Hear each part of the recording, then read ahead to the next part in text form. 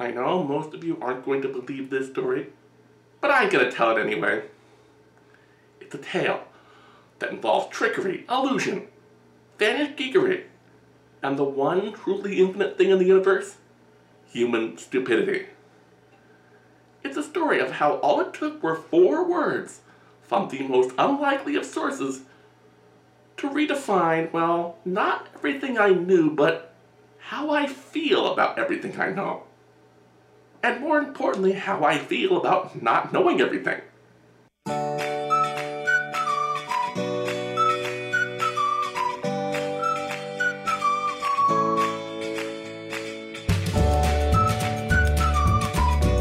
In 1996, my family had a big reunion in Las Vegas. My mom, my sister, and my grandma went to some big show.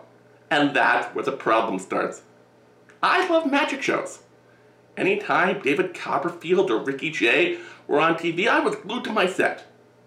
You know what else I love? Great comedy. You put those 2 things together, and it's no wonder my favorite magicians of all are Penn and Teller. You know, these guys. One is short and doesn't talk. The other one's tall, loud, and doesn't shut the fuck up. My dad and I tried to get tickets, but they were insanely expensive. Plus, they were coming to DC in the fall anyway. We figured we'd just catch them then. But by the time we got back, and their show was 3 months away, but it was already sold out. So a few months later, my mom made it up to me by taking me to a Star Trek convention, which could be a video for another time. I'm not sure when I first discovered Penn and Teller. I think it was at their now infamous performance at the Emmy Awards in 1988. I would have been 8 years old, so that tracks. But after that, I watched them whenever I could. And it wasn't long before I figured out the secret of the whole act. Not the mechanics, mind you, but the basics. Penn distracts you with his comic timing, charm, and boisterous personality. Then Teller does something and somehow magic. Not to say that Penn is a bad solo magician. I've seen him do tricks on his own, and he's great. It's just that Teller is one of the best magicians in the world. Penn is Bob Ross to Teller's Leonardo da Vinci. As all children are, I was an arrogant son of a bitch. I was so sure that if I ever met Penn and Teller, I would know not to let Penn distract me. I would focus on Teller and then somehow understand the essence of magic. When I was 18, I finally got to see Penn and Teller live, and I owe it all to my sister. During my sister's senior year of high school, she had the worst case of senioritis ever. So just to get her motivated enough to get her grades up to graduate, my mom made a deal with her. On top of our usual, if you get a C average or better, you get $10 thing, my mom said if you get grades good enough to get you into anything other than community college, you get to go to any show in DC that you want. Now, my sister and I aren't known for getting along. As adults, at best, we avoid each other. Back then, well, think Optimus Prime and Megatron. Only which one of us was which changed on a daily basis.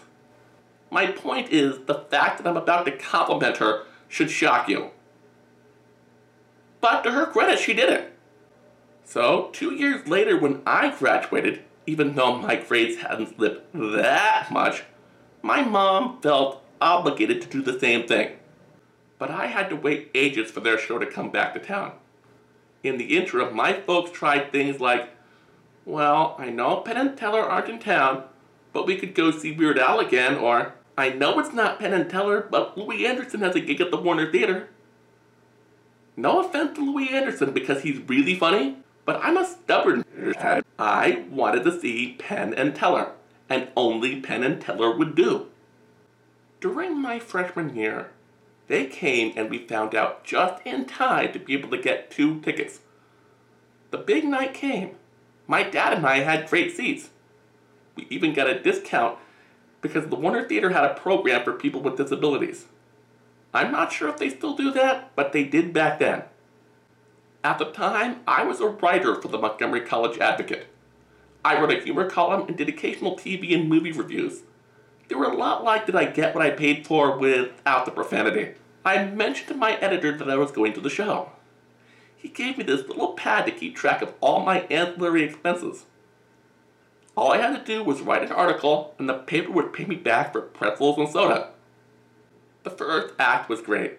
Simply amazing. My dad and I were having a wonderful time. But then, right before intermission, it happened. They did their famous sword barrel trick. And if you paid them a quarter during intermission, you could see how they did it. My dad went to the cart to get us some sodas. And I got out my pen, pad, and press pass. I was maybe the 10th person in line. I put on my eating grin, and no one seemed to get in line after me. I still think that's kind of weird. I remember groaning, "Why do I have to pay a quarter? Shouldn't my press pass get me a special rate?"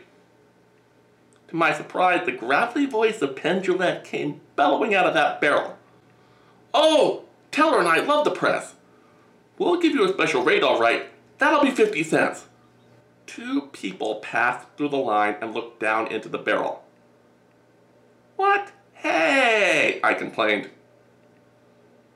Penn snapped, "You're the one who wanted a special rate." I grumbled, fine, 50 cents isn't that much. My editors will reimburse me for it. Let me just write this one down. Penn charged me 50 cents to see how this trick was done, plus $2.50 for the sodas.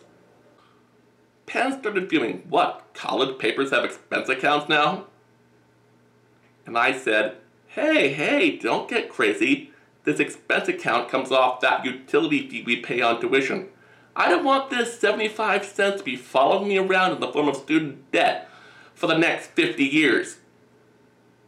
Penn whipped back with, that's why I went to clown college.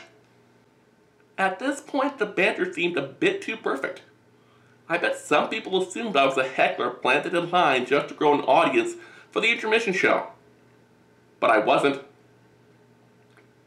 But it was working anyway, so I felt pressure to come up with some kind of snappy comeback.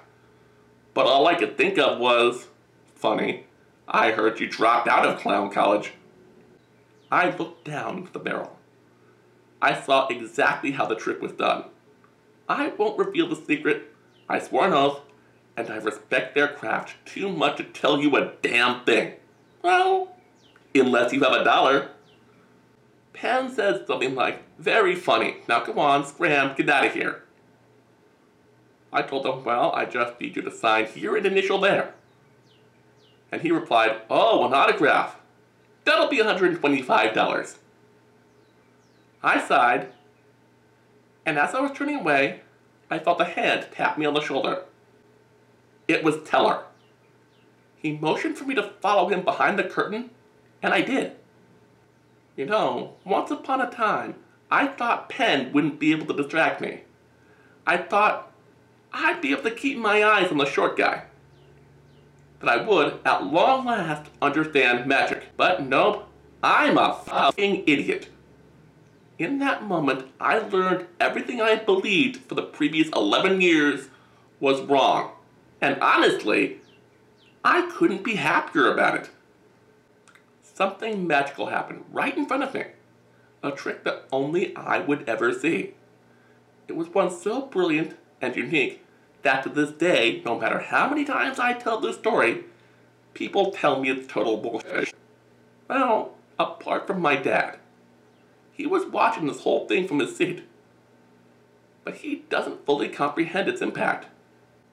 Once I was behind the curtain, Teller took my notepad. He signed my expense report.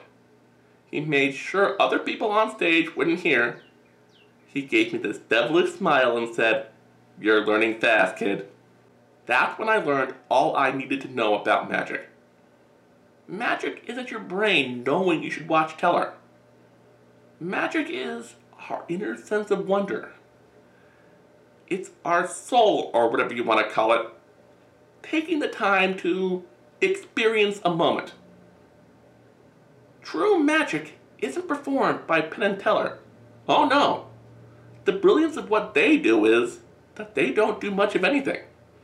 You're the one doing most of the work. It's all about believing your senses even when you know you shouldn't.